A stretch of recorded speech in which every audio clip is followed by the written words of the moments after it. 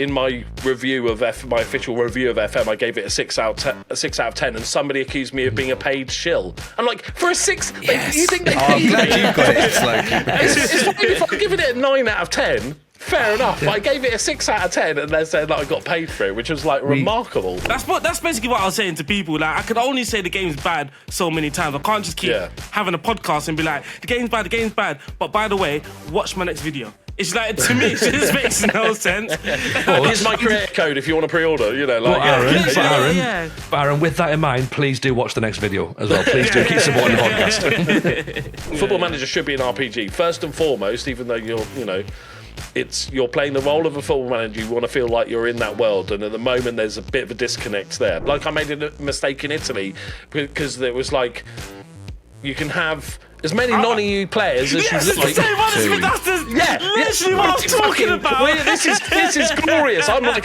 this is free. This is what freedom feels like. And then it was like, no, but you can only add one non-EU player a season. But I was interested, so I did sort of the guy that had emailed me from Sports Interactive. I was like, hey, just wondering how come I didn't get access, and he says I wasn't on their legacy list, and of all the lists I should be on, the legacy list is probably the one.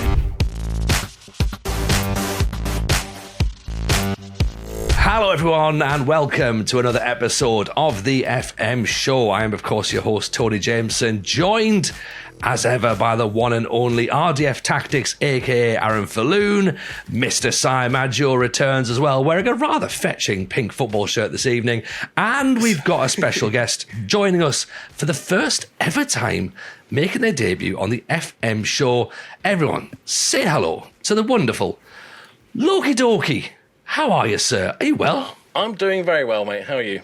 I'm very, very good indeed. I'm very good. I was almost going to steal a catchphrase from you and say, not hello, salutations. Yeah, that's it. No, my lawyers would be in touch, but that's okay. It's a good job I didn't say that then, isn't it?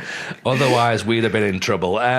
Loki, it's a pleasure to get you on. And obviously, you don't do a lot of podcasts, so getting you in to talk about sort of your journey with FM, be it in terms of your playing journey, your content creator journey, where we're going to go with FM26. It's just really nice to have you in. We should also say, before we get too far in the conversation, Loki has announced that there's a severe weather warning in Northern Ireland at the minute, so may drop off at some point. Yeah. So add a little if bit that of spice, happens, you never know when it's going to happen. So yeah. So if that happens, then audio listeners, you'll never know. You'll never know. But yeah, no, like I say, pleasure to have you in. Thank you very much for coming. Aaron and Sai, how are we before we get to speak to Loki? Sai, you're looking very, very chilled this evening. Yeah, I'm a bit chilled. I don't know why. I think it's just, it's the end of the month. It's payday, actually. That's probably what it is, right? The bank balance looks healthier.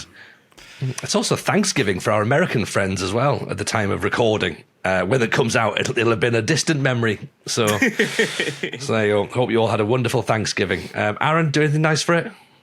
No, I'm happy Southampton have been winning. Is that a Bayern Munich shirt you're wearing? Oh, this is the Oktoberfest Bayern Munich shirt. This is a Black Friday special, which I'll talk about Black Friday in a second. But continue, Aaron. Yeah, good day yesterday against Bayern as well. I'm happy. I'm just the football results have just been coming in, so I'm just don't ask me about. So Loki, you've got a Liverpool logo on your hat there, haven't you? Yes. Let's go. Great. Move on. Yeah. Arnie Slaughter's definitely found the bug where it goes, you're winning, you're not winning ever again. Morale pit. He's in a morale pit currently. Yeah, he's had the match engine update, hasn't he? It's in possession, out of possession tactics. It's just tricky for him. Just walking around Melwood, just all you hear from players go, we're going bowling again. What? Another team bonding session. It's been clocked. Bayern Munich, Oktoberfest. It was a Black Friday purchase, and I should say as well that we did put a Black Friday notice out for our Patreon to go, you can have 50% off, and it'll be brilliant. A wonderful offer, I thought. I did it a week in advance because didn't really know when Black Friday was, so soz for that. But never mind. Well, blame like Amazon and stuff. Black Friday is now like a month-long thing, apparently, like now. So when is it? When is actually Black Friday? Friday. Okay. Last Friday. So The clues in the title, it's Friday. Yeah. Well, my missus is telling me we've got to get the Christmas presents because the website that she's on, Black Friday sale ends tonight, and I'm like, What? isn't Friday tomorrow? No, it shouldn't end that's tonight. what I'm confused. Like a pre-sale, confused. maybe. And then it'll be Cyber Monday on Monday. Yeah. And I'm with Loki. Like, this is meant to be a Friday thing, but Amazon have had me going since about June, I think, for Black Friday. So no idea. But like I said, Loki, a pleasure to have you in. Thank you very much for coming and joining us. So we have touched upon Liverpool a little bit. Do you want to talk about that, or do you want to talk about FM instead? Which is less of a sore subject, I suppose. What a choice! What a choice! It's like Sophie's I've been choice, playing a lot of literally. Arc Graders recently. It's a really fun. Let's talk about Arc Graders. I do actually want to play that. I haven't given it a go. That's I've really seen good. it. I'm trying to It's really avoid. good. I guess it doesn't matter with spoilers, does it? 'Cause it's not a spoiler game. Yeah, it's not a sort of story So maybe I game. should just like look at it. But I just see little glimpses. I'm like, that looks kind of cool. Yeah, and I'm an absolute pacifist. I just running around going, I'm friendly, don't shoot me. Do you play it solo, or would you play it with a squad? I play it solo. Solo seem to be friendly like everybody's on their own, so everybody seems to work together. As soon as you team up in duos or trios, then it's just murder on sight. That seems to be the rule. That was the one of the rejected song titles by Sophie Ellis Bextor as well. Murder on Sight. Let's change that to dance floor. It sounds a bit nicer. So right. Let's talk FM then, rather than the murder. Whoa. I do okay. have to say, No, though, Paradox. Loki, happy 10-year anniversary, because earlier I was snoping around your first video on YouTube and it was released on the 4th of November, so it's actually 10 years. No idea that was. Yeah. Well done. Jesus, that's terrifying. That was beautiful. I saw that, I was like, I can't wait to show him this. I feel professional. That felt a little bit like, when you're in like a work meeting and then like they're sort of doing the slides and they're going like, here's where our projections are for the month and here's where we're doing sales targets, and then at the end they go, and here's our work anniversaries for everyone who's been at the company for a long time. Thank you for Loki Doki for 10 years. Well done, Loki Doki. Yeah, and now you have to buy cakes for everybody because that seems to be office rules or something. Yeah. Who came up with that? I don't know. When it's your birthday, you have to buy everybody else stuff. I've no idea. Yeah, get me out of that. I don't know. Well, so what have you brought us then, Loki, for your 10-year anniversary? Apart from a severe weather warning. My presents. Yeah, that's good. Okay, so big question then. What's changed in 10 years? Same game, innit?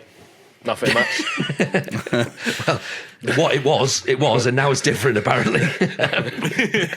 So let's wind it back then. Let's spin it back. So what got you into it then? What got you into the content game? And because presumably you've been playing the game for quite a while before starting content. I'm old enough to have played every single version of Championship Manager and Football Manager, just through my dad, because he was a very early on nerd. So we got computers, and so that was a thing that happened. And then really enjoyed it.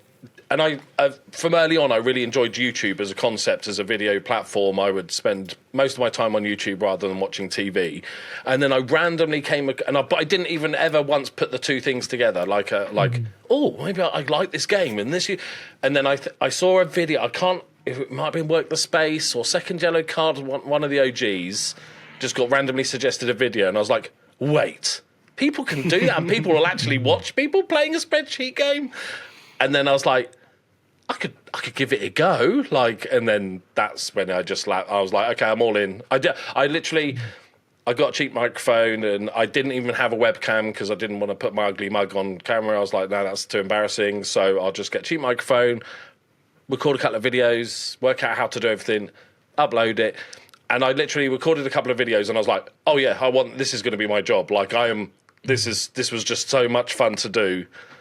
Talking to myself, that I was like, I'm going to go all in. For the first 2 years, especially of making Football Manager content, I literally built a spreadsheet with all the other Football Manager creators, their sub gains over and their views every month, like a big graph.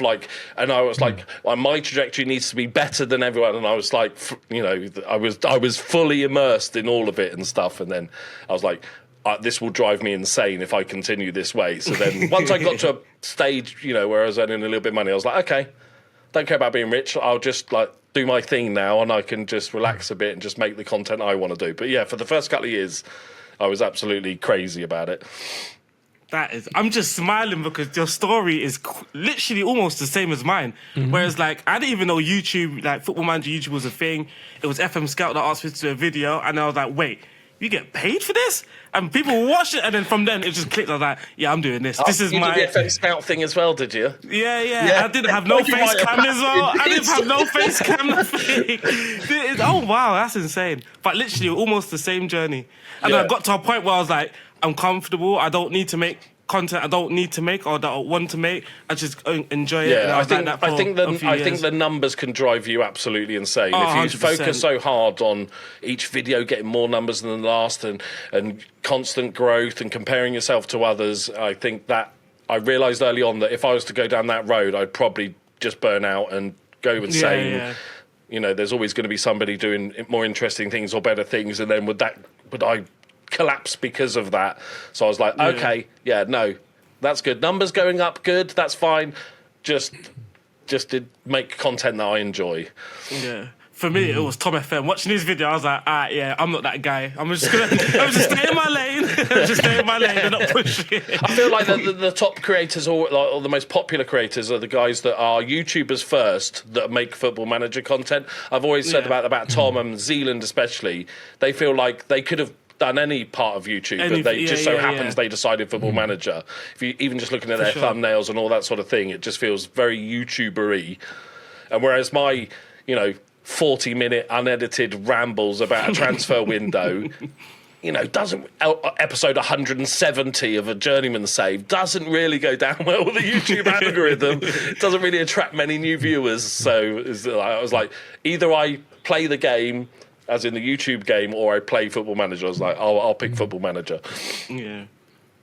Did you feel like it works? Like, because it hasn't really harmed you in that regard. We had a lot of people come on and say, like, you can't really do Let's Plays as a series anymore. Do you think that's because you've been in it for that long now? I think it sort of works. I would agree. Nowadays, you probably can't, and it doesn't help.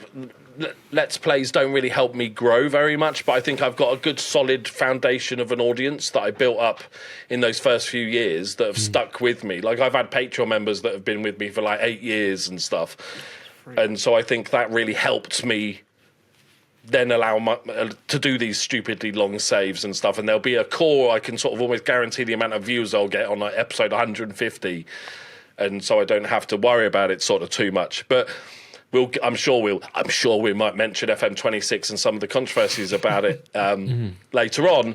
But I have enjoyed doing more sort of talking pieces, individual videos that sort of stick out more recently. So I think this year I'm going to mainly focus on sort of doing sort of 4 days a week of my Let's Play, and then on a Friday doing a sort of talky video or about a subject to do with FM and stuff. Just because that balances it, balances the books a bit more, and it balances the views a bit more, and attracts new people. Yeah, I think attracting new people is definitely the key, isn't it? Because I mean, you mentioned there, like obviously with a long term Let's Play, we know the pitfalls of that, as both creators and as viewers. If you miss episode 75 and then you realise that life gets in the way, and you go, oh, they're on episode 93 now. Like, oh, don't really know how much I've missed. Yeah, am I going to binge watch it or I just drop off? Sort of thing. Yeah, and it's part of the reason that we stopped putting episode numbers on the podcast as well, and just changing it and just giving it an episode, like just an episode title, so that people didn't feel as though there was a continuative narrative that they were missing out on. Every pod ever. Yeah, exactly. Let's get back to FM20 or whatever it was. Yeah, but I must admit, I mean, like yours was one of the ones that I used to watch even before I got into it. Like I loved the Journeyman because that's kind of how I play the game anyway. So I remember, like, sort of the first time seeing your Journeyman save on YouTube and just sitting and just like you say that beautiful that rambling 40 minutes. And I'm like, that's kind of what I would have done. Like, and it's just, I was sort of looking at it, almost like in my head, legitimized it to myself, going, yeah, I'm just going to just chat for a while and just see what happens. And like, because I haven't built that audience previously, like, my views, of course, aren't really there for that. But if I was to continue doing it, that's how I would be doing, going, nah, I'm doing it my way. This is how it's going to be. And I'm not as Aaron says, I'm not Tom, I'm not Zealand, I'm not Clates, you know, like just flashy, great design and amazing transitions, and Luke, you know, like these compact things. I'm like, we're going to be here for a while.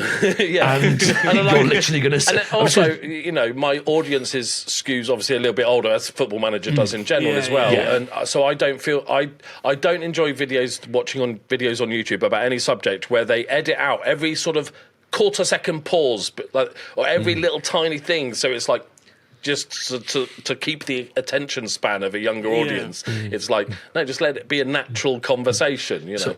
So the thing is, so before I got into content, so my background, like I used to be a film production lecturer, right, at college and uni and that, and I so obviously I should have been quite high up onto YouTube and go, this is the thing. I backed Vimeo. I thought Vimeo was the one. I was wrong. And also as well, time, it's still. I mean, at its time, it was great. It did 1080. It exists, right? Still, Vimeo. Yeah. It's still there. But when I was watching YouTube videos, like, and even now, I hate. The idea of a jump cut sends shivers down my spine, right? And I'm doing it now to make it feel like I have to do something. And every time I'm putting a video together, I'm just looking at it going, I'd rather just chop 40 minutes of my stream out and put it on and go, there, just you deal with it. That's however it needs to be. But I'm like, oh, I've got to jump, and I'm like, oh, and I hate myself every time I press that button. And also it helps that I hate editing, so therefore, like, they coincide nicely with not having to edit too much unless I'm, you know, dressing up as a woman or putting on a load of makeup for an intro. For me, I just don't know what's important and not. So I actually enjoy editing, but it was only this year I tried, you know what, let me just get a VOD and then put that on YouTube as a thing, because I knew I wasn't going to be making content every single day. I tried it. Like, my first 10 minutes of it, I was like, yeah, this shit, I am not cutting this up. Because it's like, what part of it, like, because a lot of it is interesting to me. And it's that's like, the hardest bit, how do you judge cutting what's not interesting to them? It almost feels like you should get somebody else to edit the videos, because they'll go, well, he's being boring here, so I'm going to cut that out. But when you're editing your own videos, like, I am a legend. This is everything I'm saying is hilarious and interesting. Literally that. I can't just edit feel like this there's out. so It's much gold. Literally, and I was like, you're never going to know why I done this if I cut this bit out. But I was like, I'm not doing that. I can't do that. With that in mind, I had a conversation early on in the beta, and I was like, right, Chris, who edits our podcast, I was like, Chris, I want you to cut my streams down. And after one video, he just went, Tony, I just can't. There's no way I can make this work. And I was like, streaming is so much harder as well, cutting those into videos, because you're interacting with the audience so much. So then you need previous and show every comment and. Yeah, it's just more about the amount of nonsense I talk. I'm like, I'm singing 1 minute and then I'll just like jump to reply to someone's message or something like it's just all over the place, Wow. I think that things can happen while you're like responding to a question or something. So when I've tried to make short clips from live stuff, and like you're asking someone, and then something happens on the screen, and I'm like, well, the start of that short clip is now like ruined because I'm talking about. I was talking about taxes the other day, and it's like well, now I can't talk about the fact that my goalkeeper's teleported halfway across the pitch, you know, because the start of the clip is about taxes. Yeah, I still put it in, but it's just a bit of a weird start to the clip. You don't know where it's going. That's good. As long as your audience know where they're coming, though, that's fine. It's just it is what it is, isn't it? You know. And I guess that's the thing. So where are we at the minute then Loki? Like, where are you? You say things that are changing. You're getting more opinion pieces in, which I guess, you know, like again, we look at Si. You do quite a lot of opinion pieces as well, and I talked about it, but then I thought, hang on, I've got a podcast. I'll put my opinion pieces here. So how are you finding that then, Loki? How are you finding the sort of the musings and getting those out? Does it feel like you're getting stuff off your chest? Do you feel better for it? Do you feel like you've got a nice avenue? I might have had a 10-minute rant at my wife about how bad Liverpool were last night and all their wrongdoings in the transfer window, which, bless her, she smiled along, was nodding. And I was like, I need to just blur it all out on the screen and just get my feelings out there. Yeah, it's an interesting one because I've never scripted a single video. I never write scripts because I've tried like little bits and like for an intro or something where I'll write out, and I feel like I'm just a terrible actor. So it feels like I'm just literally reading a script is what I am. Yeah. So I try to sort of keep it.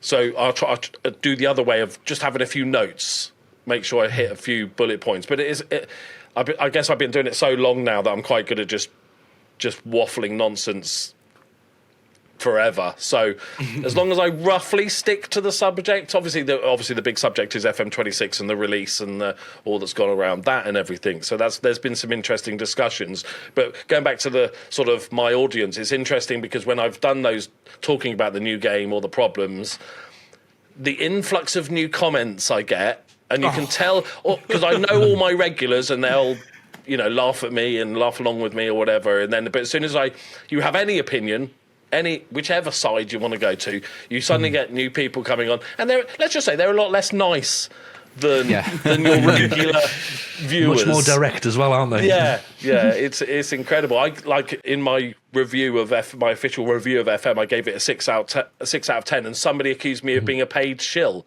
I'm like, for a 6, yes. You think they I'm glad you've got it. It's like it's fine if I'm giving it a 9 out of 10. Fair enough. I gave it a 6 out of 10, and they said that I got paid for it, which was like remarkable. we love those comments as well, which is like, so we'll say this is what we don't like, and this is what we think doesn't work, and then we'll go, it's a 6 out of 10, and then they all go, they're just not saying anything negative about the game, though, are they? And I'm like, the bits we said. You know what's funny? The funniest thing is like, you'll always get these comments. So the key is, if you get a lot of hate for being a paid shill and you get a lot of hate for being a hater, you're probably in the middle. You're probably on the line. Yeah, exactly. So that's what I was about to say. You can literally test them, because I remember we had that week, right, when they released I think it was the scouting stuff, the update, and I was like, what the hell is? I was just like, I literally spent the whole thing just dissing FM, and all the comments were like, oh, this is bad, man. I can't believe RDF is like this. This is bad. This is a hard watch. And the next week is like, oh, you're too positive. You're too positive. I can't believe it. You're a shill. I was like, what is going on there? And it was all because I said, if there's a problem, just report it. Like that's what I was basically saying to people. How dare you? Yeah, that's basically what I was saying. It's like, it's fine. Like people, and it was mostly. So what you're saying is you're okay with the bugs then? Is you're saying you're basically a shill? So you're saying, this says the bugs do their job for you. You want us to do their job for them? Is that what you're saying? So what I was saying, I was like, the energy, the amount of energy that you've spent moaning and going back and forth with me is the same amount of time that you could have just logged a report and moved on, whatever. And it was like, I've acknowledged all the bugs. It's like literally terrible. I still not playing the game to this day, but it's just like, man, I can't just keep going on about it. I might as well just tell them rather than. That's basically what I was saying to people. Like, I could only say the game's bad so many times. I can't just keep having a podcast and be like, the game's bad. But by the way, watch my next video. It's like, to me, it just makes no sense. Here's my creator code if you want to pre-order. But Aaron, with that in mind, please do watch the next video as well. Please do keep supporting the podcast. It's interesting because Loki, I mean, one of the things I've noticed is that a lot of people, you've come under a lot of praise like the last few weeks, I think. I don't know if that like gets through to you at all. Go on. I did a video. My YouTube hero, as I said, I've watched YouTube for years and years. There was a game reviewer called Total Biscuit, sadly passed away now a few years ago. And he was my favourite game reviewer. I've always enjoyed the gaming industry as a whole. And early on, he made this comment about being paid or given the game freely, being paid maybe to fly out and to check out the game and stuff. And he said, I will never do those things because it potentially could give me some sort of subconscious bias towards being nice about the game. So I'd made my first video, I think, on FM26, and I basically said, if you're on my sort of reasoning was, if you're on the fence about the game, I wouldn't bother pre-ordering it. Was essentially, and because I was sort of negative about the game, lots of people said, "Oh, you're the one. You're the only honest guy here." As if like being negative is honest, but being positive is false. Even though some people love the game. So, and then I thought back to that Total Biscuit. And there's another guy called Skill Up. He's an Australian gaming sort of reporter, and he did the same thing. Like if he's invited to fly out to check out a game, he'll pay for the flights himself. He'll pay for everything himself, just to take out that element of subconscious bias. So that's why I did a video called I'm Breaking Up with Sports Interactive, because luckily I'm in the position where I get invited every year to go to the headquarters and check out the game. And I've only gone once. I've sort of, because I don't like people, as we've discussed. And it was a great experience, and I loved it. But I always sort of suggested other people to go because all of the creators should get this feeling of going to these events and stuff. And then I was like, so I'm not really losing much. And then I also mentioned in the video, because obviously some creators got early access to the game, right? And I didn't. Which is fine. I have no rights to get one, but I was interested, so I did sort of the guy that had emailed me from Sports Interactive. I was like, hey, just wondering how come I didn't get access, and he says I wasn't on their legacy list, and of all the lists I should be on, the legacy list is probably the one. But then I was just thinking, actually, this makes sense. If I'm not really bothered about having these things anyway, and I'd never get a free game code from them anyway, so I was like, you know what, I'm just going to make it clear so there would be no chance. And I'm not saying other YouTubers are biased or subconsciously biased, but it just takes away that element of the possibility of that being the case, right? If I'm a YouTuber and Sports Interactive fly me over from Northern Ireland, they pay for my flights, they pay for my hotel, they get me dinners, I get early access to the game, there's probably a chance I'm going to be a little bit friendlier about the game than I would from the outside. So that's why I decided to do this thing. And I think that's why, as you said, I got a bit of sort of praise for it to go. Yeah. And a few people said, you're only doing that because they left you out of the lists for the early access. But, I mean, it's a weird one because, I was going to say, on the back of that video, I think I was like live afterwards, and someone had watched your video and came in my stream, and they were like, Loki Doki's the only honest one, right? And I think I'd watched the start of your video, but then I'd gone off to do other things. I actually came back to it afterwards. Thanks for the retention. Yeah, sorry. Yeah, 15. I did come back and watch the rest.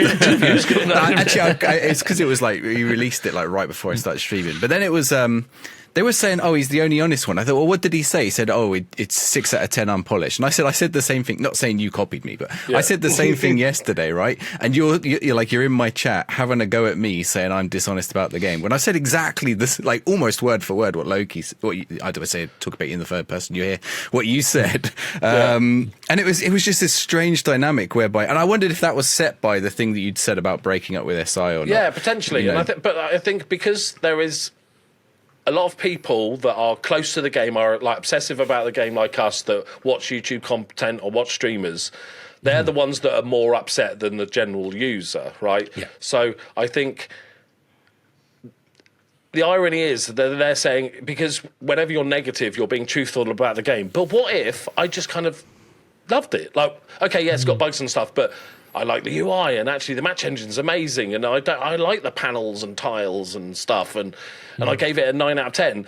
They would have called me dishonest just because I was having a positive opinion, but because it was more negative, I was honest, which makes no sense whatsoever. There's no logic to that. That's just how I felt. But because I think maybe I'm saying things that a lot of people felt, maybe people think that because as a creator, we're sort of slightly closer to Sports Interactive, that sort of speaking out against it is some sort of brave move, like a hero or something, like rubbish like that it makes more sense. I think a lot of people were just disappointed and angry and just wanted people to cling onto that had that same opinion. Yeah. I think that's a good point. Like, I mean, obviously we've had like in the past couple of weeks we've had Leluja on, who of course everyone has commented saying that that Kev's did he on have the any payroll. Opinions?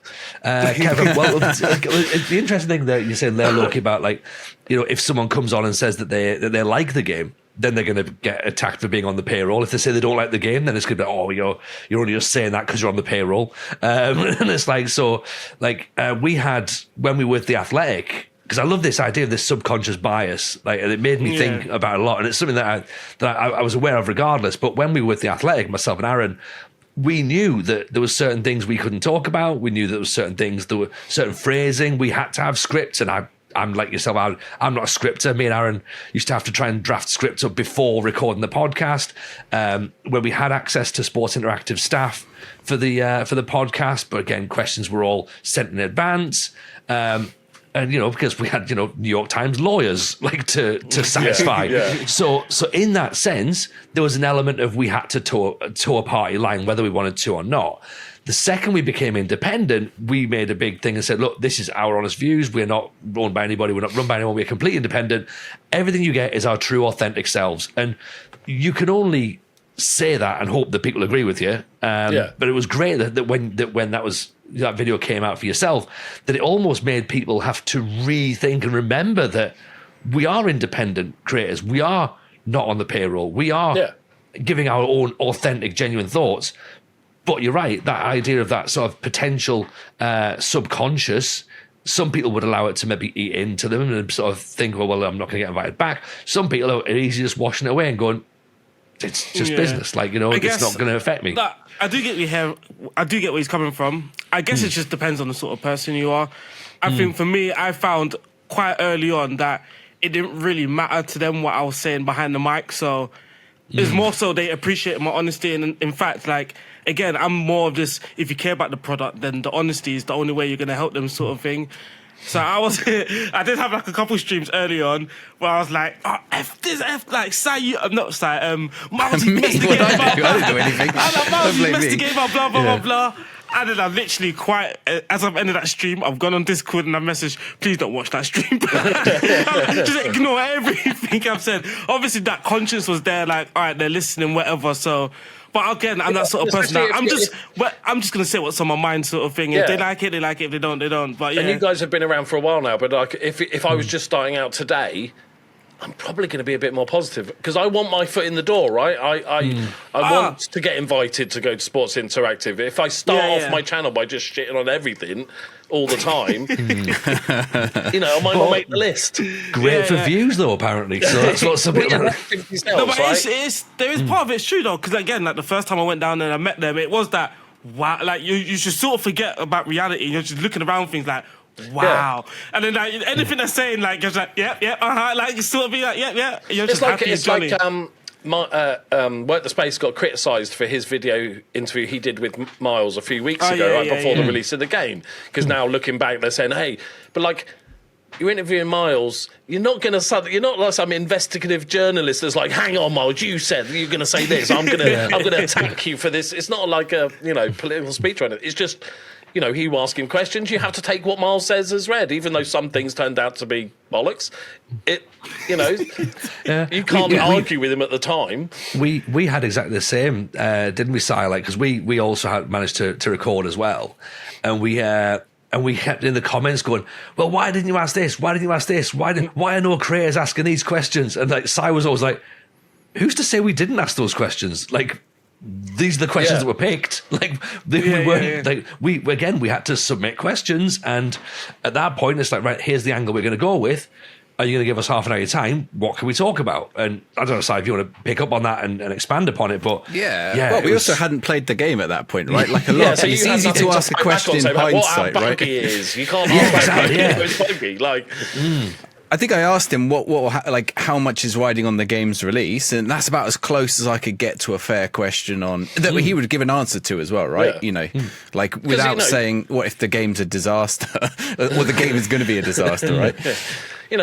And to be fair to Sports Interactive, this is part of their marketing, right? This is how they talk to the communities and stuff, right? through you guys or Work the Space and everything. So, and I've seen people criticising Miles and Sports Interactive. They should have been more honest about the game and stuff. But they're coming out with a new product. You're not going to start off saying, look, guys, it's going to be a bit shit.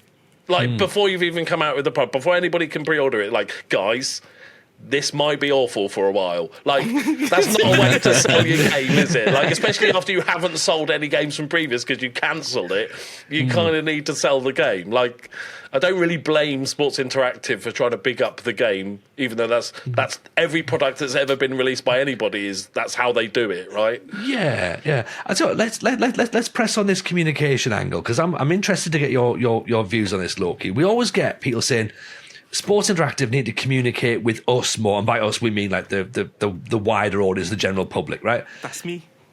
Can I just ask, because every time I hear this, I often wonder, what do people want to hear?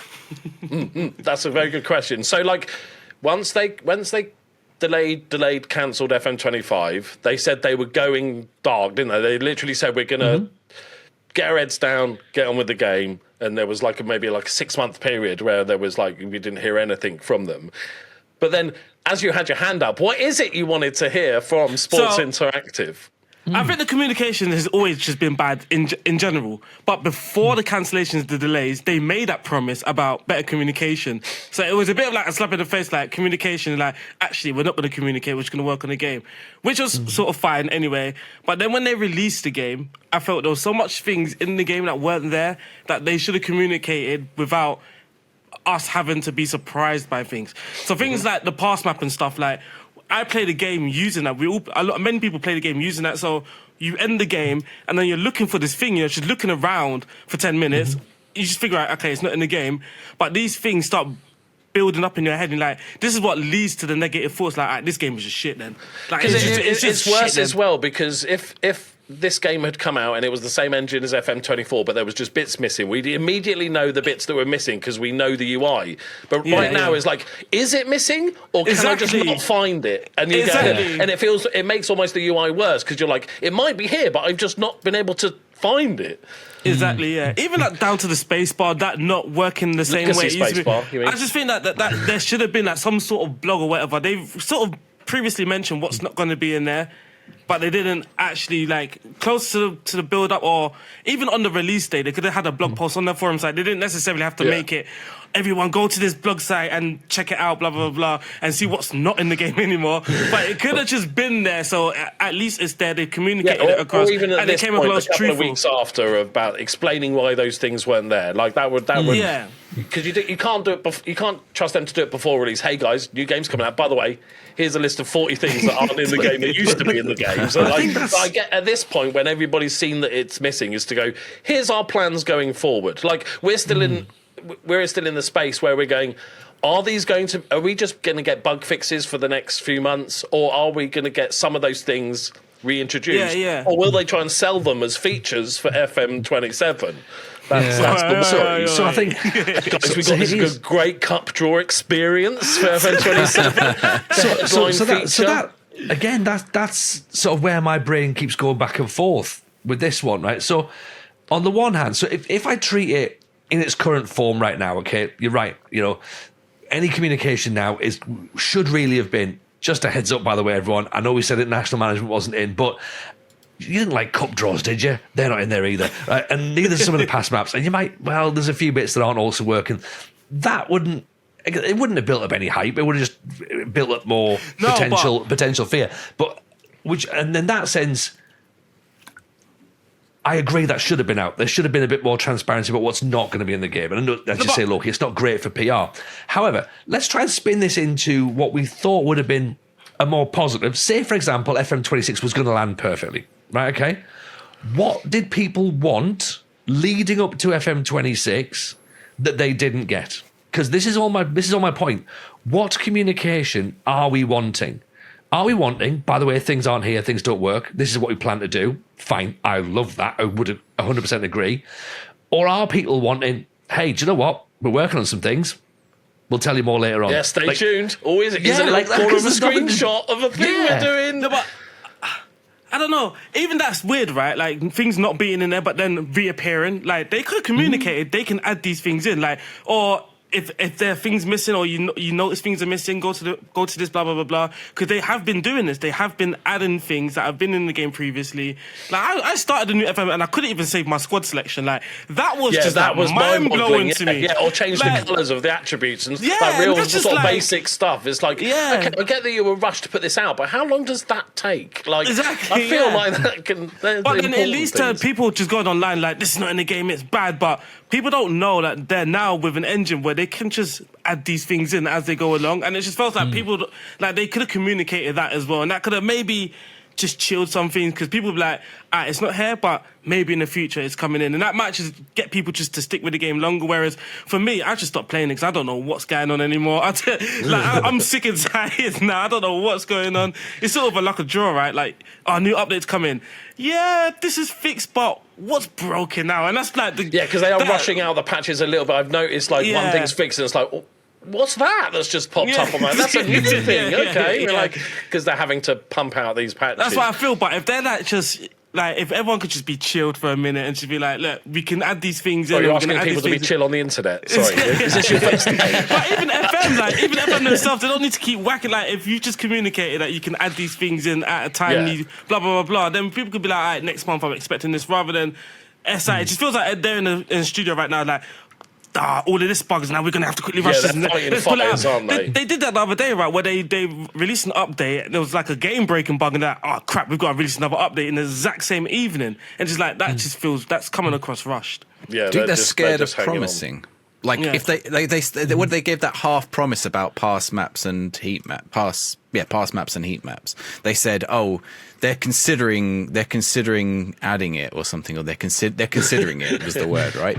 Which almost makes it sound like they just don't think it's important. But I don't think that's what the wording means. I think it's more like they don't want to commit to it. Or even not even just like what they should be communicating. It's even when they do communicate, the choice of words and stuff. It's just tone deaf. Like. Like some things that they say stuff is like, we don't care about that. Like, we don't care about that. That wasn't our concern in the first place. And it's just like, I don't know. Even just like the choice of words and what they actually do communicate. I think I think part of the problem is we're humans talking to companies essentially. Even though Miles might be a spokesperson or whoever's doing the post or whatever, it's probably gone through 17 lawyers at Sega and everything like this, and it comes out as like some Chat GPT bollocks that we're having to decipher and go, what's the wording there? It's like, because they're having to be so careful to not promise anything. I was wondering, like, we didn't have a huge build-up to FM26. Well, we obviously know the development of FM25 reached a peak around Christmas, and then they were like, we kind of need to start again. Like, it wasn't like they kept polishing for another. They were like, rebuild, we go again. So this last year has been pumping out. Maybe their silence has been part of... We don't want to hype this up too much. If we start pumping out screenshots in February, March, April, May, and here's a video of what we're working on and stuff, and then you get what we got, it would be even worse because you already built up because you cancelled a game, so people expect more. Yeah. So maybe they were like, let's just chill a little bit. We've got to stop marketing, but let's just soft marketing. Does it look a bit weird as well? Like, so we spoke in the last episode about how it was like the weirdest launch for a game that we know, really. Like, so we know we're saying there that we want more communication from SI, we want clear, transparent communication. And what we get is, hey, here's some Wonder Kids. And let's do the normal PR thing going on. And everyone's going, it's like that gif in it of the dog like surrounded by the fire going, this is fine. This is totally fine. Yeah. Like, just like, who's your favourite Wonder Kid this year? Yeah. Can someone tweet a picture from Brighton, by the way? Just very quick, just get that out. Hey, look at this. Brighton. See, I said they should have been doing that before the game came out, because that would sort of give people a little bit of a glimpse into the UI and what it looks like and, the players and stuff, right? But now it's out. Anyone with the game can go and look up who the Brighton players are. I don't know if they know this, but they do have their own YouTube channel where they could, throughout the year make videos of YouTube and stuff. We've been saying this before as well, isn't it? It's like, why don't they have a social media presence? They shouldn't just use it for the month of the release of the game. Like, have their communications off on their social media guide, make some interesting YouTube videos. Have you seen what I don't know why they don't continuously sort of talk about it. Get Jared Bowen back on to do a network save or something. They do go to international tournaments and ask people in the street what their favourite save is. So they do. Okay, my bad. I'll take it back. My bad. And they do some FPL stuff as well. But do you know what's interesting? Have you ever seen the Korean official Foot Manager Korean YouTube channel? Yeah. No, Loki. Is it really good? They get like actual managers on to play the game and stuff. Yeah, of course it is. Yeah, they've got a little own like. The other day I saw like their animation video as well that they put on X as well. I was like, how come us people over here don't get that sort of? Yeah, surely Miles knows somebody at Watford or something that he could rope in to do it. The thing is that they're not at Watford for very long, though, are they? By the time they've agreed, he's already gone. So, what do you think of FM26, Loki? I, ironically, quite like it. Okay, if we put aside the bugs... Yeah. And we say that those are going to be... Like, to be fair, and I like to try and balance my opinions, like, although the patches feel quite rushed sometimes, and they're obviously, fighting fires, and some of the bug fixes are causing different bugs to appear and stuff like that. Like, they have been really good. I like they're giving early access if people want to try it out on Steam, and they're giving big... spreadsheets of all the bugs that they've fixed and everything like that. That has been very good, and I'm very pleased that they've realised they have to do this. They owe us this, at least this. So if we put aside all the bugs, I have noticed when I've seen everybody talking negatively about the game and how buggy it is and how terrible the UI is, nobody's really mentioned the match engine because it's quite good. Mm-hmm. So it's like... Mm-hmm.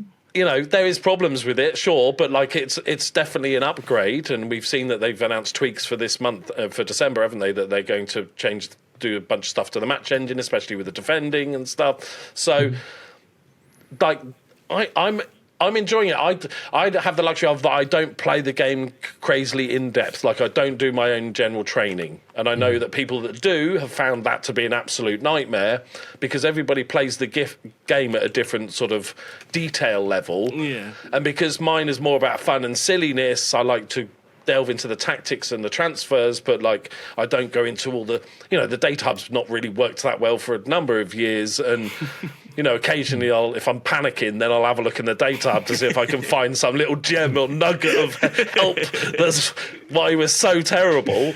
But because the level of detail that I play at, I'm really enjoying it. I do feel a lack of immersion. Like, you know, silly things like the cup draw. If I'm Ebbsfleet and I get to the third round of the cup, I want to see if I draw Man United away. I want to see that draw. Or if I... And so those are various things, and it seems harder to look at other league tables and see what other teams are doing. So I've sort of...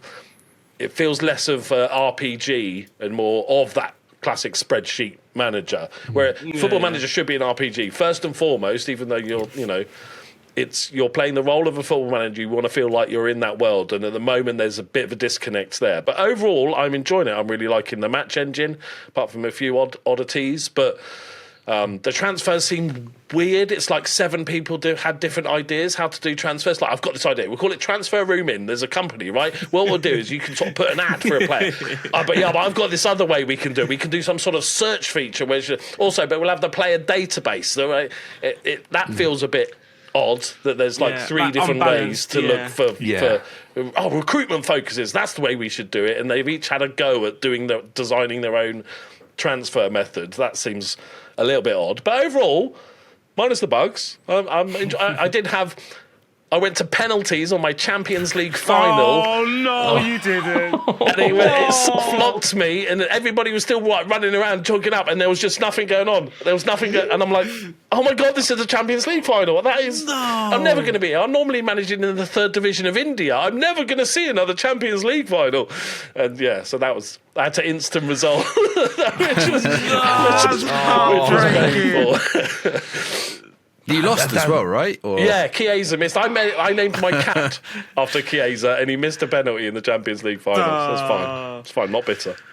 Oof. So you moved on from the Liverpool save now. You've moved on to... Is it Reading you're doing now? Yes, I'm doing Reading, yes. What's made you choose Reading? Is it like... Because that's like... You'd normally go for a journeyman like at the bottom, right? Yeah, but the problem with the journeyman is I need a lot of databases generally, because especially for the area, I've not announced it yet, but for the area of the world I want to go in, there's not much coverage. So I have to wait for a lot of good databases to be uploaded and sorted out by the people much cleverer than me. And then I can do the journeyman. So I always used to sort of a medium length save. The Liverpool one was just to test out the game essentially, and then the Reading. My whole mum's side of my family is from Reading, and her brother went to Reading for like home and away for like 70 years, and so like a little bit of a homage to him, although we'd hate it. We're not doing well. I wanted to do like a medium level save where I should be able to get back to the Championship pretty easy, and then hopefully do a sort of, maybe they only last 10 seasons by the time that's done. Because I don't really enjoy saves where I'm good. Like, I don't really enjoy saves where I'm, can I win the Champions League for the 3rd time in a row? Can I win the Premier League for the 10th time? I find that really dull. Battling in the trenches is way more fun than playing as a top team, in my opinion. See, I say that as well, and my chat just go, is that because you're a bit rubbish at the game, TJ? There is that as well. Of course there's that as well. I've not had the chance to win a Champions League 10 times in a row, but I'd imagine it would be boring. As a player, I am one of those guys that I'm like, can we do it for the 5th time in a row? But as a watcher, I just love people just... Failing. Grinding, grinding. I like the failing. I enjoy failing, but I do want the success story at the end. But when I'm playing it, I don't know why. I just have this feeling like I can only do it with one team. There's only one team I can just have this grind. Where other teams, like, I've lost 5 games, I'm like, fuck, this game is shit. Miles, turn it off. Next stream, I've got a new one. But for some reason, obviously, we might speak about it in the Patreon, but there's something about Italy where, like, the grinding is just like, I have to stick with this. And the success at the end, it does feel sweet, but how do you generally you guys play the game? Are you more of a one-club man, bring them to the top, or are you, like, topping countries or leagues? I stay for as long as the board let me, and that tends not to be very long. But I'm down in the trenches. I like going. Usually, I'll go unemployed, no badges, no experience, and just see what happens. I was going to do journeyman this year, but obviously with the issue of not being able to start unemployed, that's clearly put a bit of a sort of like a blocker in at that point. So at this sort of save I'm at the minute, which I'm thinking will probably go about March time-ish maybe. I'm Darlington, so National League North. Nice. I'm saying we'll get to the Champions League. Someone might get us a ticket to go and see a match somewhere that we can go and have a watch of, but it won't be at Darlington, I'm guessing, but we'll see. We'll see. That's where I am. And I like going to like far-flung areas of the world. Scandinavia, I love Scandinavia. Go and do that quite a lot. I always like starting in the non-league. I always like doing that. But the problem I have is that when I start doing well and then you do start, making your way up, slow or fast. What's that like? Well, it's nice. That must be amazing. But they never give you enough money. You're always like the lowest wage budget by a long way. But then you're like, well, I can't leave now. I'll get offered jobs. As a real manager, I would 100% take. If I was like, if I'm having a Waterloo manager in League One and Man United come in for me, hey, I'm making that move. But like I've taken Havant and Waterlooville for 10 years to get into League One, and it's looking pretty good. We might get promoted to the Championship. Like I can't leave, and there's that point. I think there's like a crossover point if you stay at a club certain amount of time, you're like, I'm in now. Before YouTube, I was always a one club man. Random country, random league, lowest division. Give me that club. I'll try and win the Europa League or whatever at the time, and then. But I had to literally, when I started doing the journeyman, was like, no, I'm going to leave because I get too attached to the players. I know them inside out. I know the tactic. I know what works. And it's just like, no, give me a blank page with 11 names I can't pronounce and like I'll work it out. And it was only doing YouTube that made me go, okay, this is a really fun way of playing. But yeah, you can't stay too long and you get attached. And also, little tip for anybody thinking of doing like a stream or a let's play of some sort of journeyman save, never ask your audience if you should leave or not, because they will always suggest you go to a new club. Even if you've only been there a season, they will always go, no, leave. And it's the save breaker as well, because the problem is, so what I get to when I'm doing my journeymans, right, is I get to a point where I get comfortable at the club and I'm like going, this is fine. And I'll maybe think, are we going to step up, or are we gonna this is our ceiling? And then my eye will start wandering in the job market and I'll be looking around going, that seems interesting, I'll knock at that job because that's far too high up for me. And then we'll end up moving to a new club, and then I've got that first season problem again where I'm like, I hate this because I'm at a new club and I've got to try and learn all the players and learn the league, and and I'm like, am I invested? And I'll lose 5 games in a row and the chat are on at me going, and I'll be like, you fuck off as well. It's all your fault we've even left, right? And then that's where we get to. So, yeah, great. You're a window shopper, Tony. You're like always looking for the next job. Always you're just like in the corner of your eye, you're like, what's in the job market right now? Just have a look. I'm not going to leave, but I just keep an eye on any vacancies. Just browsing. You get a couple of, and you have a couple of losses, and you're like, I'll just chuck in a cheeky application, see what happens. And then next time I log into your stream, I just want to do the interview. It's just I'm going to say no. I just want to see what they'd offer me. I was like, I thought you were in Sweden, Tony. No, now we're in Azerbaijan, and we just jumped around the world.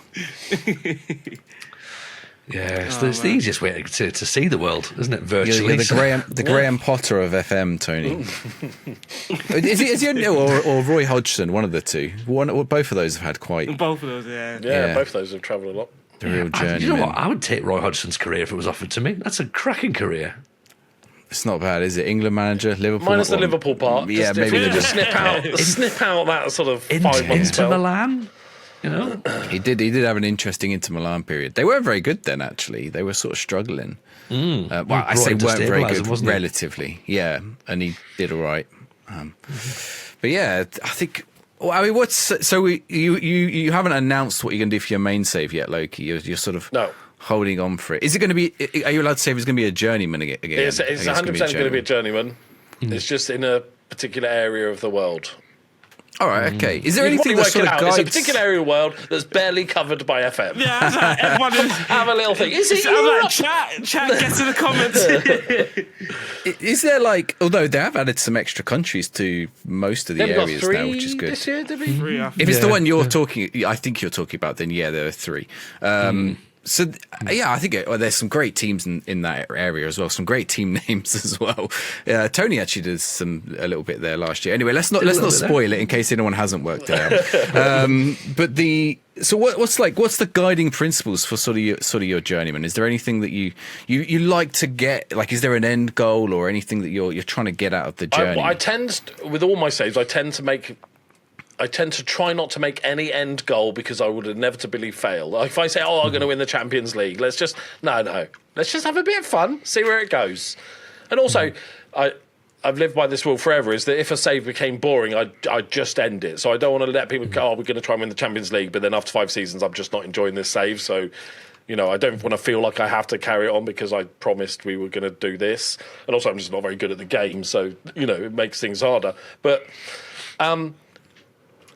I like to go to leagues I've never managed in before, and I'm especially like it to not check the rules of the league beforehand. I think that's a massive importance. And yes, it's just because I don't like to read, but it's because there are some weird and wonderful rules in the world that you don't expect until you get there. And like once you join the clean, then you look at the rules and realise your horrible mistakes and stuff, but that is part of the fun, is discovering how different nations and countries play their football and how they, if there's a weird league split, or Uruguay with average points, which I won't go into because that is my greatest ever failure.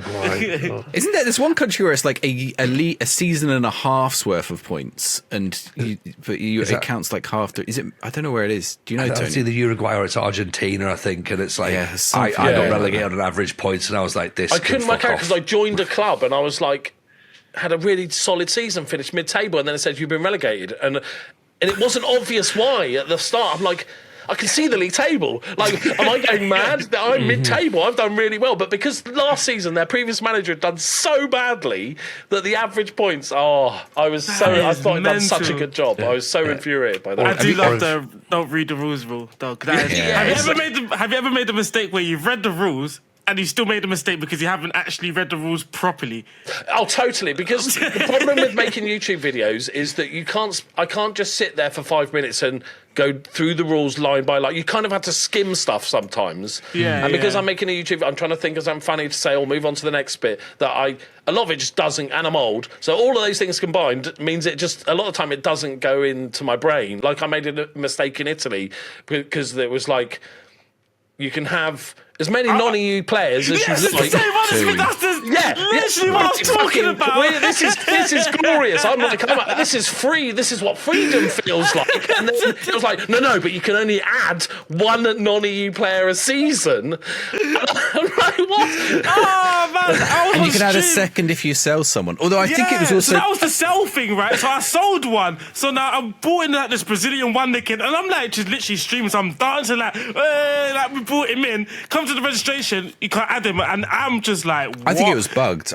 No, the Italians were laughing because it's like you have to sell to another Italian. Like, it was very specific. This is what we did. That caught me out as well. This is what we did in the network save, because we did Italy as part of the Patreon network. And these two were trying to work out how they could sell their non-EU players, and I was like, it's got to go to the Italian team. It's got to go to the Italian team. And that's what went wrong. That's why I've got these players sat in my team. I always make the same mistake, and it's just like, I can't believe it. But that's why I love Italy, because it's like, it just adds another challenge, right? And it adds another problem you sort have of to thing. plan for it as well. Have you tried MLS, Loki?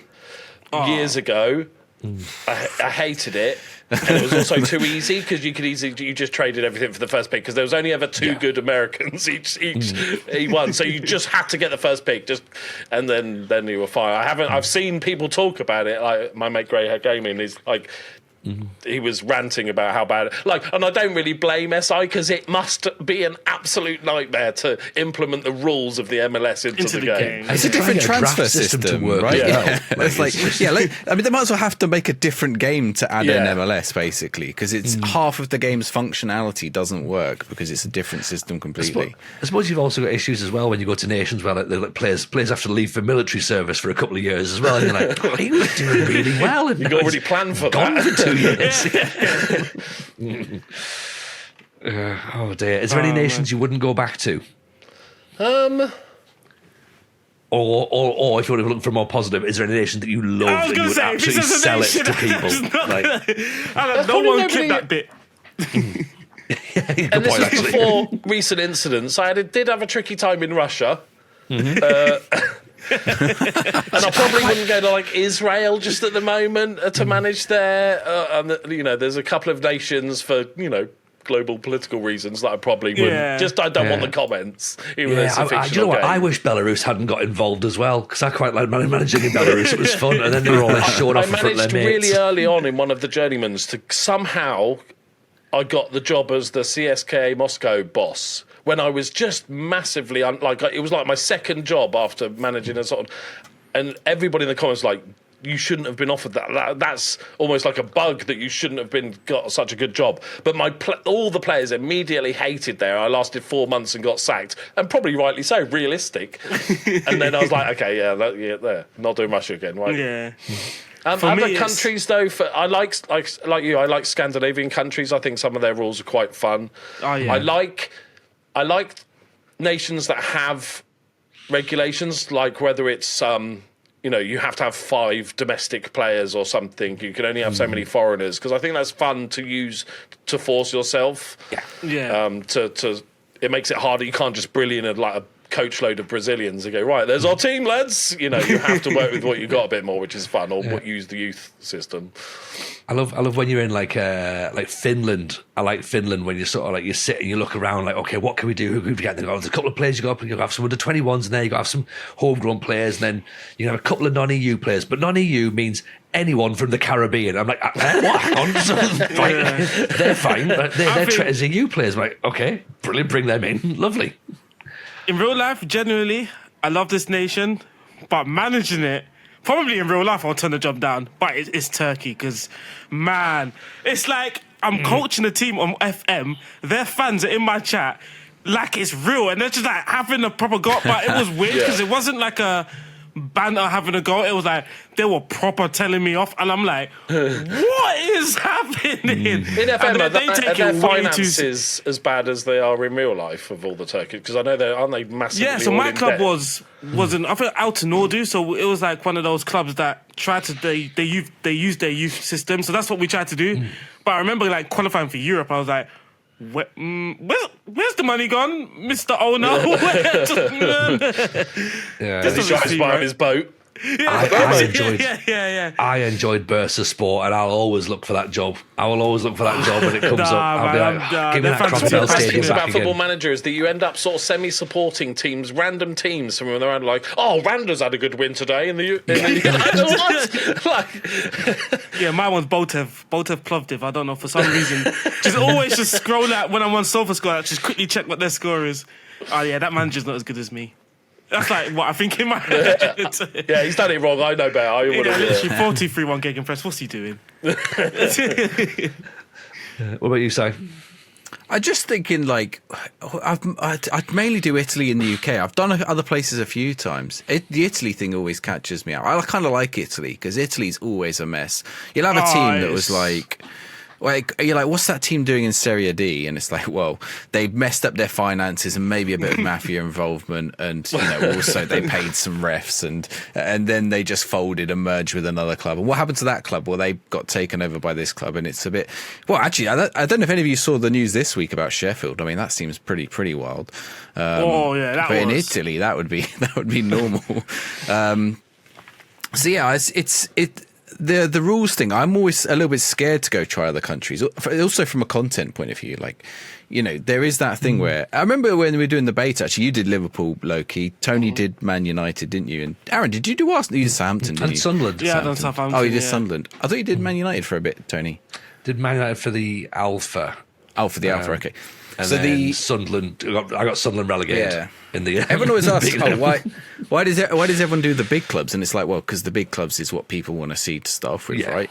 Mine is more like I don't know about the UI. I don't know about what's changed in the game. That So also, at least I know yes. I know Liverpool players Yeah. inside out. I know how I want to play, so I can just focus. I don't have to focus on trying to sign a load of players. I can just focus on learning the UI and where everything is.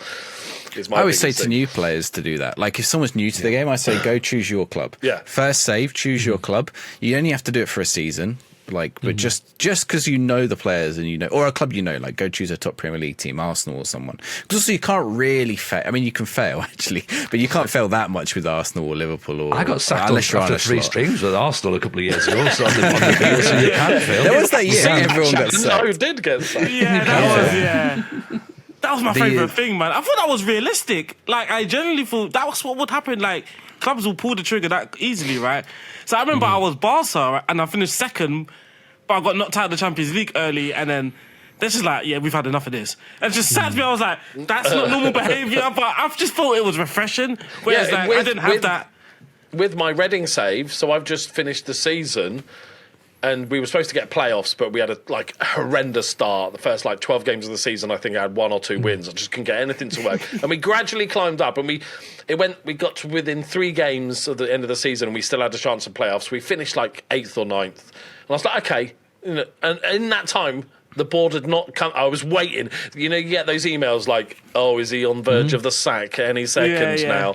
And I'm like, "But the board never called me in." And then I finished the season, and then they're like, "Now you're coming in," and they were like, "And we need better results." And this is so. All of the games had finished for the season. They were like, "We need results sooner rather than later." And I'm like, "Well, soon as 4 months. So if you think I'm going to get results in, but that means I'm under so much pressure to start the season well because it's just going to go horribly wrong." So that's really interesting. So in my beta save with Sunderland, I've talked about it a couple of times on the show.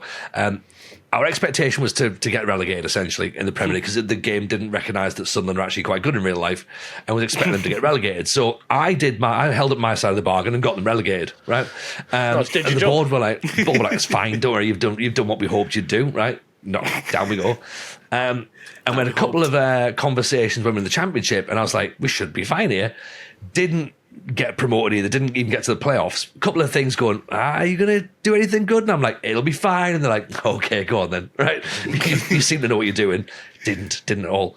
Got to the end of the season and I was out of contract. And I was like, there was no offer of a contract coming. And I wasn't going to go and ask for a contract at this point because I'm not an idiot. I'm not going to knock on the door going, about that contract we haven't got. And they go, oh, good point. Yeah, you should have been fired. So apparently there's a bug where, it's a bug. because of course there is, it's FM26, where if you haven't got a contract, you just stay on a month to month forever. Yeah. And they just don't sack nice. you. So you're unsackable. I'm on it now. Yep, I'm at Portsmouth, and I was nearly sacked. Yeah, I'm on it. Well, that statue. Am I unsackable then? It's like he's Am I just actually discovered benefit fraud or something. He's just like, I've just discovered. They'll keep paying me every month. Tony, am I unsackable? Because I've got it right now. I don't know if you're possibly, yeah. I should have offered, I don't know why they didn't offer me a contract. So basically, I did Portsmouth. First season, it was going horribly. Bottom of Championship at Christmas, and they gave me 10 games to fix it. And I fixed it. I pretty much won every game. I just turned it around in January. I changed the tactic, and we finished 14th. And they were happy with that because they only had to avoid relegation. Second season, we got playoffs, and again it was still only avoid relegation. Got to the end of season and I was like, I asked for a contract near the end. They're like, no, we don't think so. And I thought, okay, I'll wait to the end of season. I asked them again and they go, no, not happening. Contract's up. And I'm just still there on a month to month. I didn't think that happened halfway with through the managers. third but the season. problem is you might be unsackable now, but as soon as they fix the bug where you immediately get sacked, it's I can't load any updates. I need to disconnect from the internet and just play this version forever. It's now my offline save. It's brilliant. I'm going to check if they have given me a contract now. I don't think they have. I think I'm halfway through the season on a week to week. I'm on a month to month. And, month to month. and I reckon after about a year, maybe 2 years, I reckon I've got the same rights as a fully fledged employee. So I'll be yeah. I'm going to get an Asking for employment holidays and tribunal everything. involved. I'm on a full-time month-to-month contract. Are you like sneaking about the training ground, hoping like dodging the sort of directors and stuff, like keeping your head down Literally, and stuff? yeah, exactly. I've got lookouts. I'm just testing it. My scouting range is the entrance. That's all it is. I've requested a new contract. I'll tell you what he says in a second. Oh, we get live updates. Yeah. We'll see. It might take him a few days Sacked to live on get the What? podcast. I didn't realise you were still here. Get out. Board Literally, response to request. What did he say? Bearing in mind, I am in the playoffs once again. I was Yeah, I second feel like earlier in they the should season. probably give you a contract. Yeah. New contract. We feel that you don't deserve a new deal.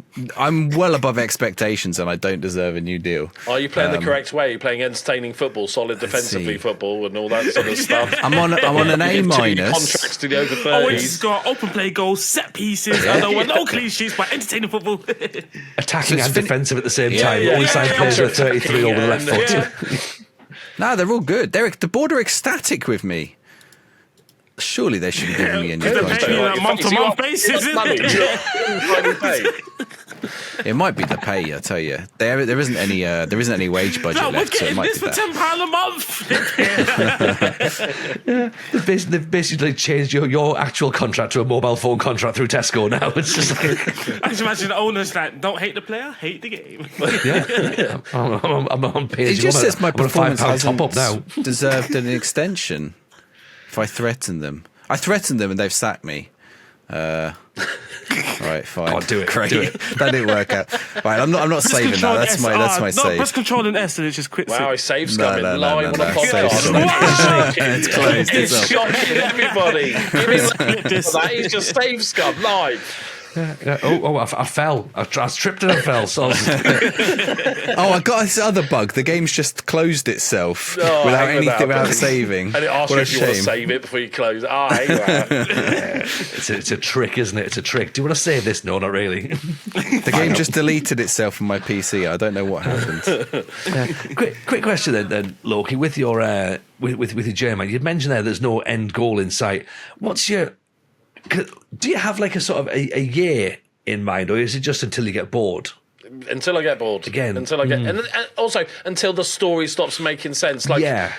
you know, with some of the sort of previous journeymans, like I've ended up at Liverpool and we've had, you know, some amazing success. Then it just, I'm not going to sit there and win the league 5 seasons in a row. It's like, we won the Champions League. That's done. Or, you know, we achieved something, or, you know, or my manager's now 80 years old and should probably take a break and stop traveling the world. Like, you know, any slight disease is going to kill me. So I probably shouldn't just, you know, I should be, that's it, I'm done.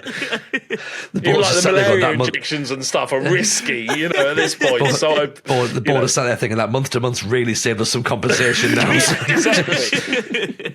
When they're paying more in health insurance for you as to your wages, it's probably time to go. And so yeah, but it's just like until it gets fun, or if I've got another idea that I want to try out, or even like trying to sort of judge.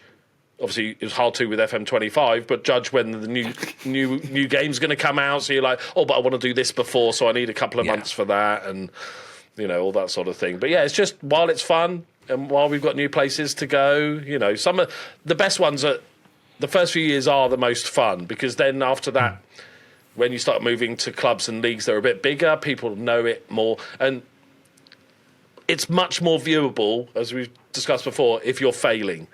It's much more fun when it's going. I mean, you know, I'm in the 3rd division in India, and my right back is my best player because he just punts the ball as far as he can, and that's my whole tactic. And it's so they're a lot more fun. And it's also in leagues that most people don't normally manage in either, so they're experiencing it for the first time. Whereas, you know, going to the Championship or something, everybody goes, "Oh, we know this."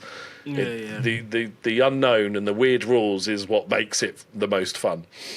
Did you see the Puskas Award goal? One of the nominees. I think it's Thailand or Indonesia or India. I can't remember where it is, but it's in Southeast Asia, and it is like the right back, like punting it up the field. It is pretty much that. And he I scores have a a goal from really Discord, far right, back. with a bunch of people on, the regulars, and they watch an extraordinary amount of random lower league, like, we watched the third division of Montserrat, and it's just like amazing. And they're watching live, and there's like 3 people, and it's played on a field, and they're so into it. And they know all the players, and it's this guy's playing tonight. He's really good. And I'm like, wow, you just watch the most random football. Yeah. I tell you what's fun. I did a video of this Botswanan Premier League. It's like Is that the one there's that's just cats dancing? running on the pitch. Yeah, there's like, so many random things that happen in these football matches. just That is the crazy most fun. stuff. It's, And like they bring it's on a sub, weird as and he's hell. like fatter than me, and you're like, Jesus, like how's he? Like, no wonder he's only played for 10 minutes, sort of thing. Yeah. Yeah, the Botswanan Premier League's definitely fun. But And he's the all son of teams the are- owner or something, like, you know. It's like That's very F1. That is. I wanted to get to the point where the sub comes on and they haven't got enough kits, who's just wearing a sweatshirt, just draw a number on the back That's and another biting bug pen. at FM. That was a funny one. that was a good one. That was a good one, yeah, I loved it as well. I like that. Look at See, jumpers there's for some bugs jumpers in for the game where, goalposts. like, you know what? I know it's not serious, but it's actually don't lose that bug. That bug is quite fun. I think because I never take the game too seriously. So even with the Champions League final in Liverpool and the bug, like I was annoyed immediately, but then I started laughing about it. And after I finished recording, I was like, "Oh, that's a really good video." Like I was like, "That will make so many people laugh." Like that's the goal, right? So that was fine. I think that's the difference, isn't it? It's like and maybe this is where people are getting sort of our opinions mixed up almost, is going like, look, we know there's bugs, we know things aren't working, we're trying to tell stories on screen.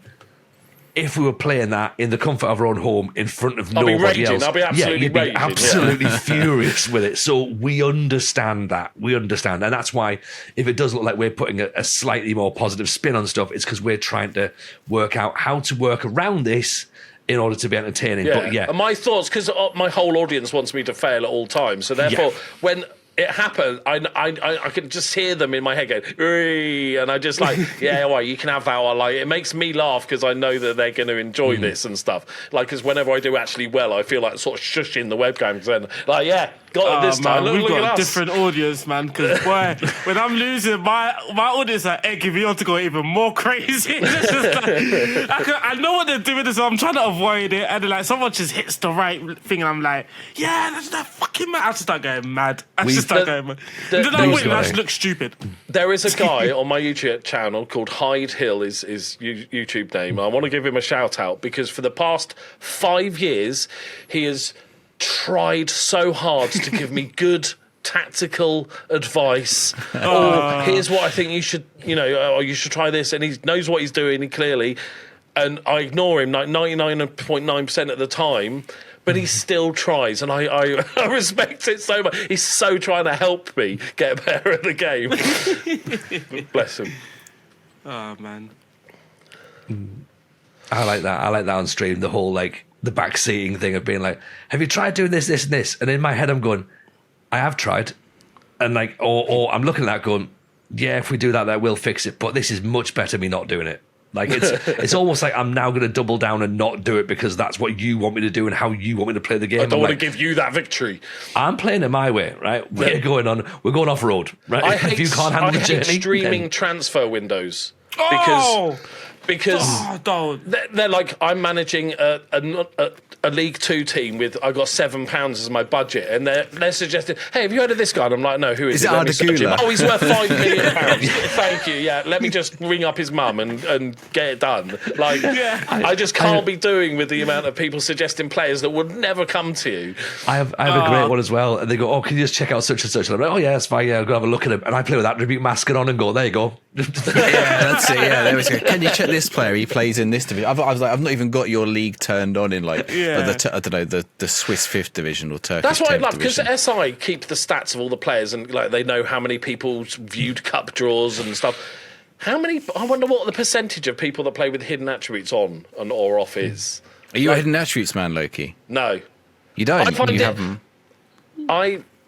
I find having hidden attributes, it definitely, obviously, it makes the game a bit more difficult because you have to do more thorough scouting, and you can't just like, I need a guy with 12 in this, 10 in this, 10 in this, 10 in this. But rather than difficult, I just found it more annoying because it just slows it down rather than like feels like an extra layer of difficulty to me. And because I don't play there are so many aspects of the game that I don't touch that are detriment. I don't use opposition instructions. I don't do most of my training and stuff. So I need to be good at the areas I'm good at. So I'll focus on the transfers because that helps me. Because I find that fun looking for players, and the tactics, which I'm not very good at. They're my main sort of strengths. So if I took that away, then I'd have to lean on other stuff maybe a bit more and play aspects of the detail level of the game that I don't really want to sort of help me in that regards. It's funny because tomorrow's video that I'm making is a literal video chatting about whether there should be a difficulty level in Football Manager, whether there should be like realism, hard and easy. And if you were to do that, how would you go about that? But also having hidden attributes is like a slightly more difficult mode. It already exists in the game, because I know people kick up a fuss about having some sort of difficulty levels to the game, which I don't have any sort of problem with. But like some people are like, how do I brag to my mates if I win the Champions League if I could be playing on an easy mode and stuff? And it's just like, no, but then make it accessible to people that don't want to go too deep into the game and can still do well. Yeah, I think people lose sight of that. At the end of the day, it's a game. No one's going to have fun losing every game as Scunthorpe, right? Like, that's just not a fun experience. It's just because I'm into scouting, so that's what I do for a living now as well. And I hate the arguments that it's more realistic, because it's not. Like, it doesn't take you months to get this full information on a player and blah, blah, blah, blah. Like, you could ask me to go, how good is this guy? And I will have something on your desk tomorrow morning. Like, it's that simple and that quick in real life. Yeah, so when people hit me with it's more realistic, it's like, it's not really that realistic. Yeah, these giant database already exists. Like, some clubs use the Football Manager database. Literally, so it's almost like exception of... The only reason why I use it, like the hidden attributes, I haven't used it this year, but the only reason why I would is purely because people tell me to do it online. Otherwise, it's not something that... Because I don't actually look at a thing and I'll be like, he's got 16 this and 16 that. I'm like the sort of weird person that wants to find the hidden gem anyway, so I'm not looking for like a whole profile of good attributes. I'm just looking for one special thing. I'm like, I'm gonna get the best out of you, sort of thing. So like, I'm not looking for pay 16, 17 on the wing or match engine, blah blah blah blah. I'm more looking like, look at his vision and passing. I'm gonna turn him into a creative winger rather than looking for that OP role. So I guess it depends on how you use it as well, right? Yeah, I've spent an entire season not being able to sign a good goalkeeper because of the fact that I'm not using like visible attributes, and I'm sort of getting my scouts to go and try and find me a goalkeeper of some description who's better than the two goalkeepers they've got are awful. And we've managed to build a narrative of that we didn't get a goalkeeper, and now we're in season 2. We now have 2 really good goalkeepers and a really, really good young goalkeeper in there as well. So the irony that we've spent an entire year trying to find one, we've now got 3. So that kind of works nicely as the story as well, which is pretty good. So I quite like it. I feel like the scouting takes forever. Worse than it was before. I feel like it seems to be each scout can only scout one player and it takes a week. Which this is what I mean. Like, it doesn't take you a week to get a report. Is he following him from work and back? Is he like he's in a tree outside his window, like 24 hours a day to see what he's eating? It's just so weird, because I'm doing multiple reports a day. Like, and then if something interests me, you watch them more, sort of thing. It's like, it doesn't take you a week to have something on your desk. Yeah. It's just like, it's not actually more realistic, is it? See, I think I like it though. Sorry, go on, say. Oh yeah, I like it because to me it's like a mystery, right? And you know, you're like, ooh, like I can see there's an 11 to 18 pace. This guy could be really quick, but we gotta wait. We gotta find out. So we gotta send someone out and be like, his pace is either like it's 11 or it could be 18. Like, surely someone that would be 0. You either know nothing about this guy, so everything's marked out, or like, how do you know? I know nothing about how guy this was, but I do know he's either medium pace or really quick. Yeah, the well, it's knowledge, isn't sense. it? Like, I could say to you that Marcus Rashford is quick, and you go, okay, that probably puts him somewhere between a 13 and an 18, right? But then if you go and watch him, you might then be like, you watch him for one game, and you'd be like, okay, it's probably a 15 or a 16.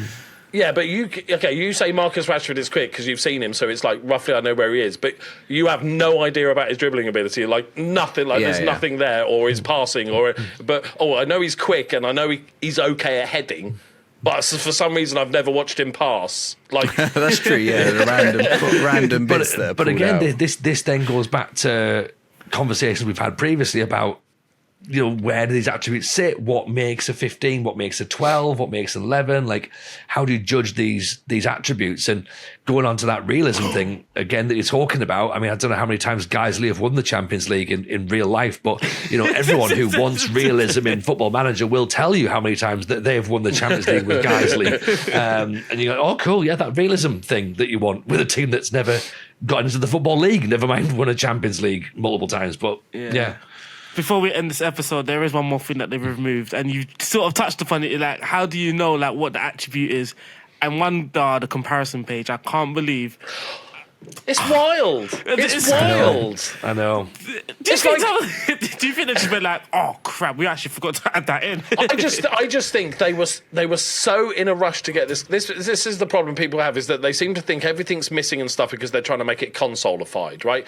No, some of the UI changes are for consoles, but all the missing features have been removed because they were fighting absolute tooth and nail to get any sort of game out on release day, as we've seen by why there's so many bugs and stuff. So they were like, right, what can we strip away? Anything we can remove, we need to remove to get us there. But there was just, like you say, like the saving squad or the comparison. But even when they added it in, it's still not right. Oh, thank you. Because if you right click someone and say, hey, compare with, and then pick a name for my team, it doesn't compare them. It just comes up with the compare screen. You then have to click comparison. But for some reason, you can only compare them to your own team or shortlisted players. But I don't want to shortlist every single player that I want to compare. So you've added an extra step in. Yeah. I can just imagine that person in the background. Oh, compare. I think it's like I think it's compare the midfielder.com. There's that Reddit list, Loki. You brought up the Reddit list on your review. I went through that Reddit list. It's just kind of interesting because I went through it in a bit of detail, and half that stuff on the list is in the game.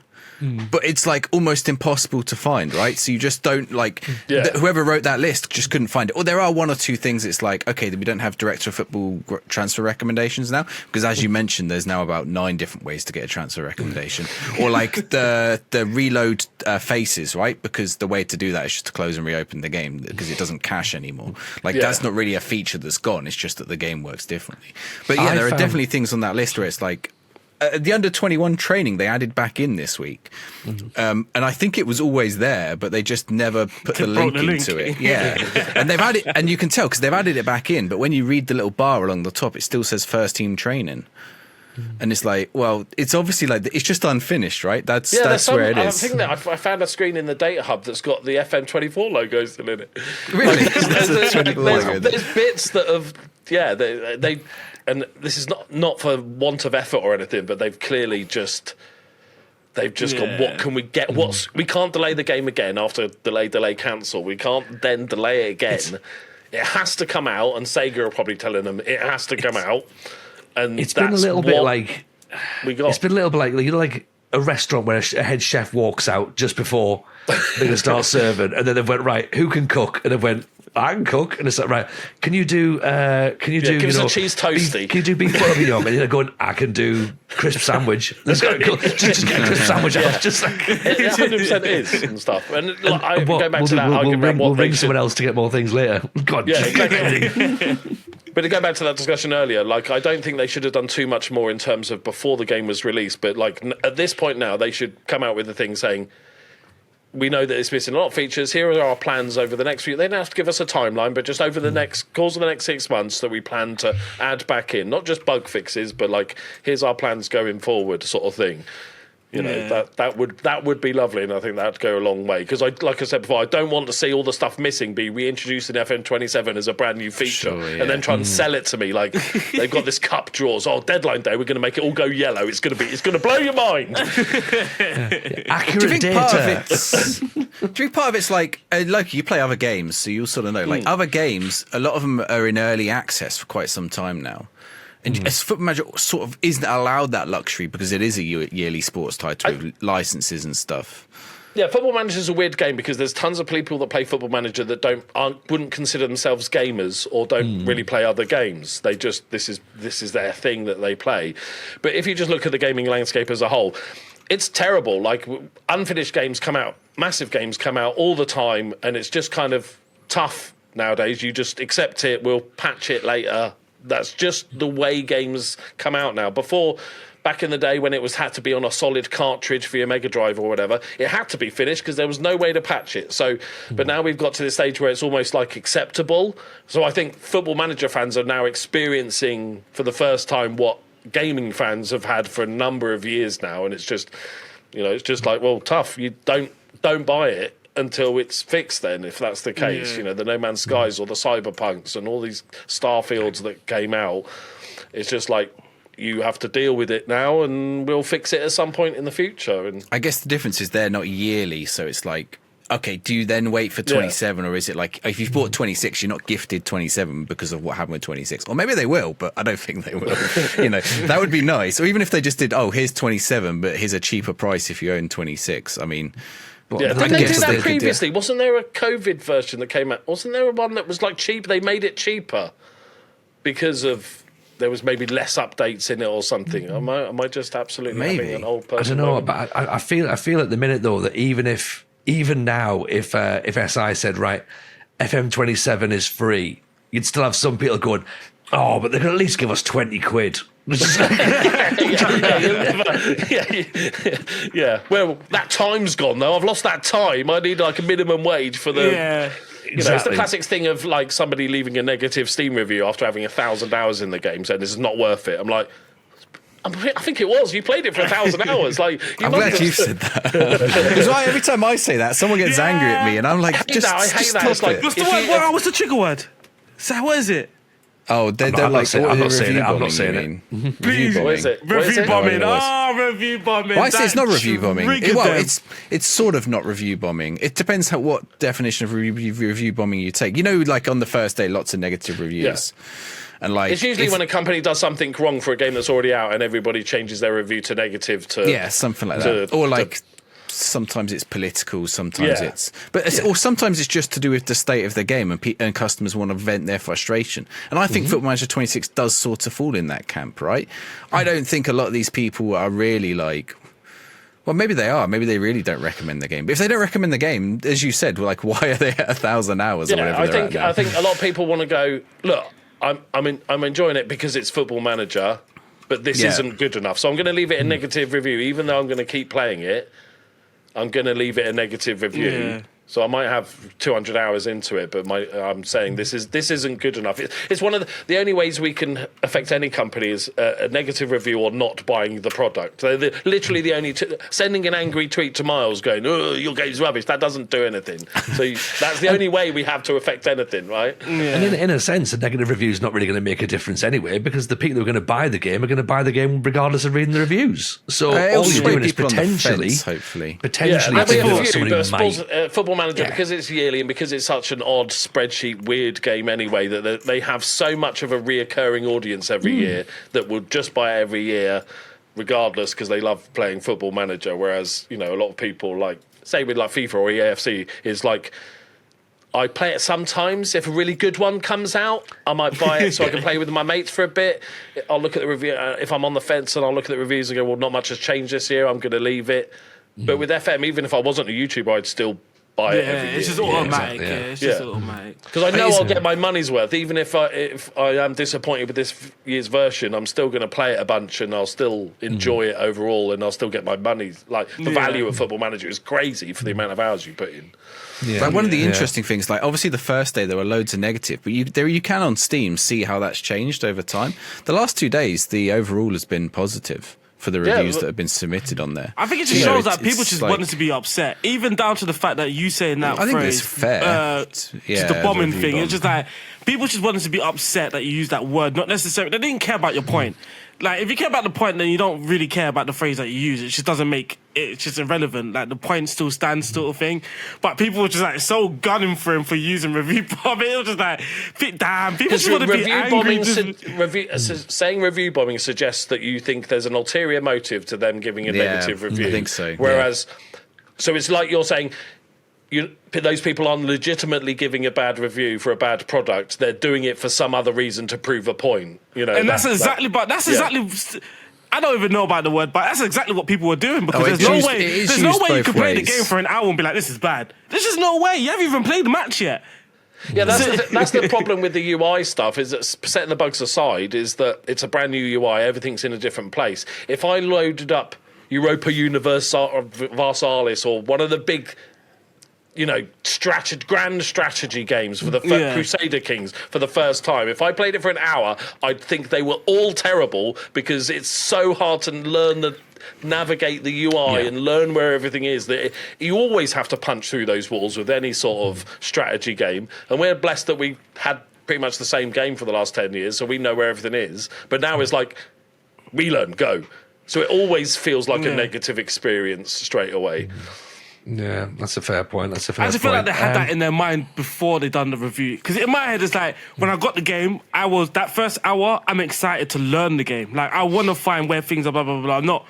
I think people already had that in their mind. Maybe, obviously, they watched streamers, they've watched whatever content that was out already. Twitter does its thing, Reddit does its thing. Because they cancelled last year's game, so you've got the classic, you've had an extra year to develop a game, therefore this should be like a shining example of a perfect game because you had a bonus year to do it. Yeah, I mean, in reality, they probably rebuilt it in the last year. So. That was also my opinion as well. I was like, oh, this is going to be... 2 years or 5 years is short. Like 2 years and 5 years are not long periods of time in game development. Yeah. Especially with a studio their scale or whatever. Sorry, who was it that used the analogy of it? It's a little bit like, and we'll start to wrap the show up, with this as well. So, like, who had the analogy of it? It's a bit like when you have a kid at school who hasn't done their homework, then asks for an extension and then just starts it that night and has only got like a couple of days left to do it and just been like, right, now I've got to write an essay and I've not started it. Like, and I said I had. I've just worked well under pressure, so I need that deadline. Yeah, I'll get it done the night before. You're like, this is going to go badly. Like, and there's only so much writing it as the teacher walks in the class. I used to do that. I was the kid in the library at lunchtime, scrabbling something down on paper to hand in for your class in the afternoon. But just so I've got something to hand in. I used to think I'm smart as well, like get someone else's work and just literally reword every sentence. You were the first version of ChatGPT. Yeah, literally. But it was still so noticeable. Like, Soccer Manager 26. Oh, Aaron's clearly done a great.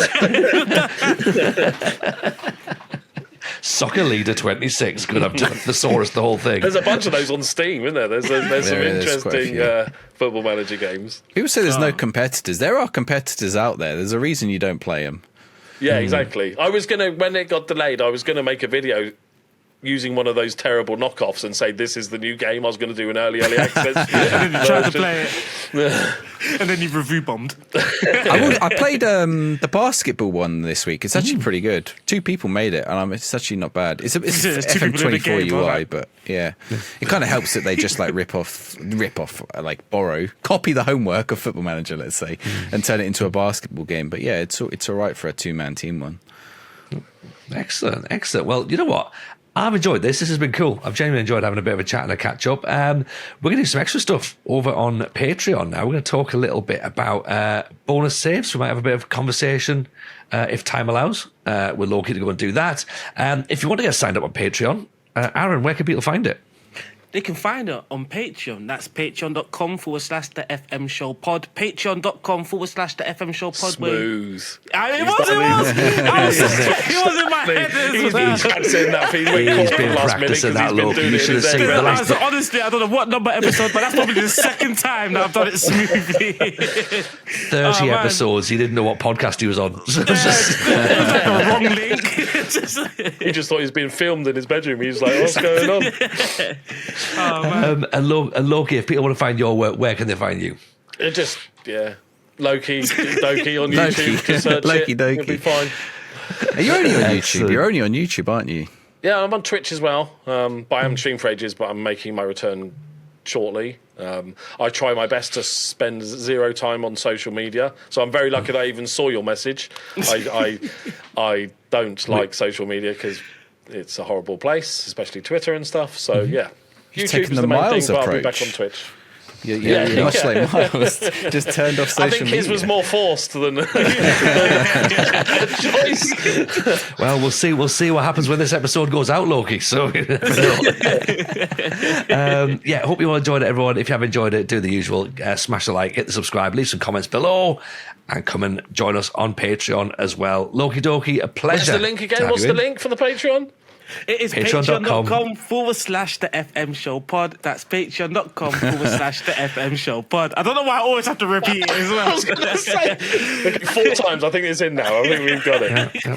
Your call is important to us and will be handled very shortly. I like the fact you think that people are typing that into their search bar rather than just clicking the links. How was it spelled again?